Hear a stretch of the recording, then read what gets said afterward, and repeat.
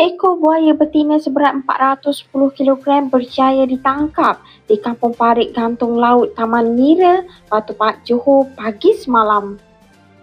Reptilia sepanjang 4.5 meter itu dilaporkan berada di kawasan kebun berhampiran sebelum berjaya ditangkap oleh penduduk setempat yang kemudiannya memaklumkan kejadian itu kepada pihak berkuasa. Komander Operasi dari Balai Bomba dan Penyelamat BBP Penggaram, Pegawai Bomba Kanan 2 Muhammad Nur Edi Parliman berkata pihaknya menerima panggilan kecemasan mengenai penemuan buaya itu kira-kira jam 10.30 pagi. Operasi menangkap dan memindahkan buaya tersebut turut dijalankan dengan bantuan anggota dari Jabatan Perlindungan Hidupan Liar dan Taman Negara Perhilitan serta Angkatan Pertahanan Awam Malaysia APM. Menurutnya, kerjasama pelbagai agensi itu memastikan proses kawalan dan pemindahan reptilia berkenaan berjalan dengan lancar dan selamat. Buaya berkenaan kemudiannya diserahkan kepada pihak perhilitan untuk tindakan lanjut mengikut prosedur sedia ada. Difahamkan tiada sebarang kecederaan dilaporkan sepanjang operasi itu dijalankan.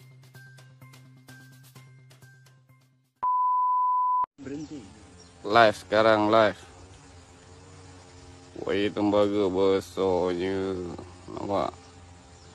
Ni nak bertelur ni. Jalan Rumah Ahmad Daun. Jalan Rumah Ahmad Daun. Coli tak muat.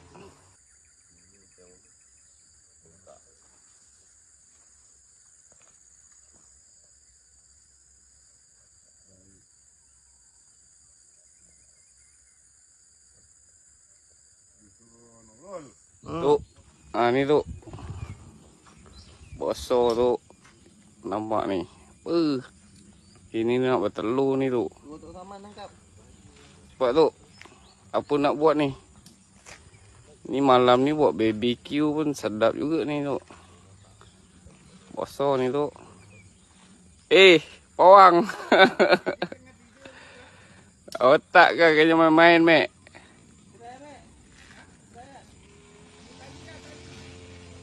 Kain. Kau buka baju ke dulu? Tutup mata dia. Kena yang segar dia, Mek. Segar dia kau ni. Kalau segar ni kau ni. Poso ni. Memang kau yang nampak. Dia kenyit mata pula.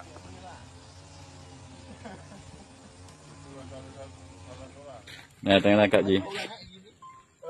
Jangan salah. Memang salah je. Dia masuk kampung orang. Dia masuk kampung Ni. Akhirnya menangkap.